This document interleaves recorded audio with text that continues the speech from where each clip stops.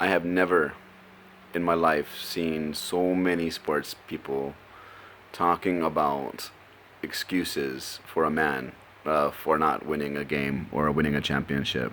First of all, in LeBron James's defense, and I will come to his defense for a little while of this video, maybe about 15 seconds of it. It's a team sport, so yes, um, it takes more than one man to win a championship. After I say this, now I'm gonna say this: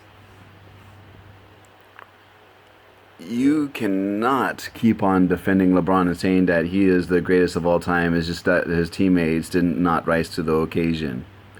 Okay, was it LeBron? Did LeBron James not have another player on his team that averaged about 30 points a game for this finals? Did he have another player that he just did not help in elevating his game and actually, I would say almost his presence took away from the other All Star on the team, which is Kevin Love.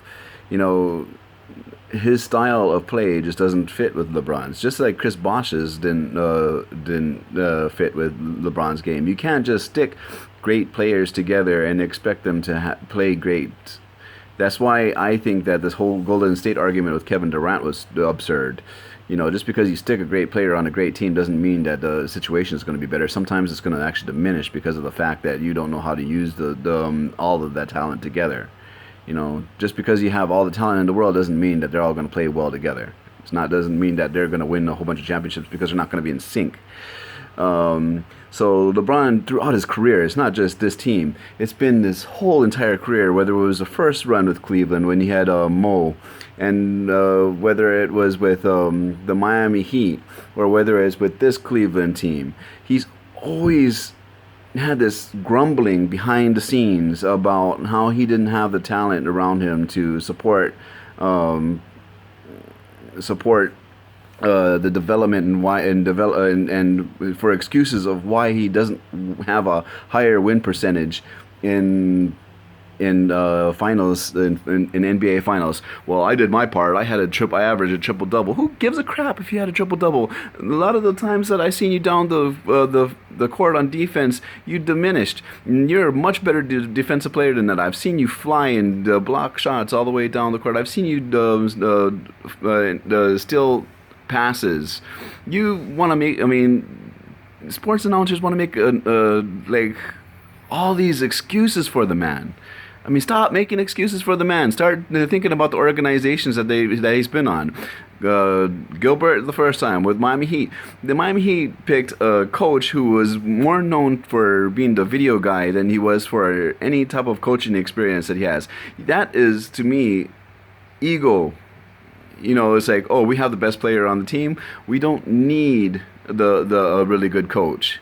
We don't need anything else. All we need to do is put players around him and let him do his thing, and never mind the fact that it needs a good coach in order to make a team sink. That was more than enough talent on his team. Kevin Irving, Kevin Love, LeBron James, J.R. Smith, Korver, that is more than enough talent to compete with the Golden State Warriors. Spurs almost did it without anybody other than Kawhi Leonard and LaMarcus Aldridge, who doesn't even fit on that system. Popovich knows how to maximize everybody's benefit and makes role players look like all-stars every single year. He doesn't even have superstars. He has like Tim Duncan was a superstar for over a decade. Then he had David Robinson, and then he has Kawhi Leonard. He doesn't have superstars. He has like a superstar surrounded by a bunch of role players that become better because of the fact that of his system. You know, LeBron James. You guys want to keep on making excuses. Why don't you just surround him with a good coach? Why can't you put him with a good coach? Because he probably doesn't listen. He wants to do things his way. So you have to put him with a weak-minded coach. Yeah, I said it. Weak-minded coach. Tyrone Lue, come on, give me a break. What did he do prior to being the coach for the Miami Heat? I mean for the Cleveland Cavaliers. He was an assistant with the Lakers.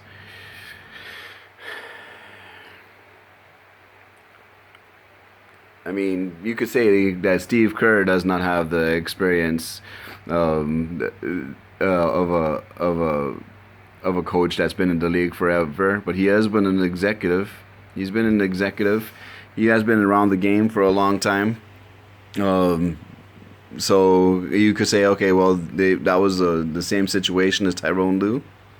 Not really. So was Tyrone Lue an executive that knows the inner workings of the organization and what it would take to lead a team? He was a favorite to be a coach with way more than just the Golden State Warriors. He was being pursued by a bunch of different teams. Um, Stop making excuses for LeBron James. Kobe Bryant was one of those players that you had to surround with either young talent or people that were not going to be squashed by his ego. I think, um, I think LeBron James is the same type of player. I think that he feels that he needs to run his offense or run the game through him every time, and you either have to come up with a coach that can dwindle that ego and can preach a team type of philosophy where it's like, hey, this is the system I run. You are going to run the system my way, and you will be the superstar through it. He's not going to get that with the Tyrone Lue and Spoelstra. There's you know there's just no way. You need a strong-minded coach to handle a player like LeBron and to make team chemistry work. You can't let LeBron dictate the general manager duties. You can't let LeBron dictate the practices. You have to be the leader of the team and let LeBron be LeBron where he needs to shine as far as what his best attributes are to the game. And someone to motivate him through the middle of the third and fourth quarter and stop disappearing. It's not just this finals. It's every finals I've seen him play in. Even the ones that he's won. He doesn't play the full game. Dwindles. GOAT my butt.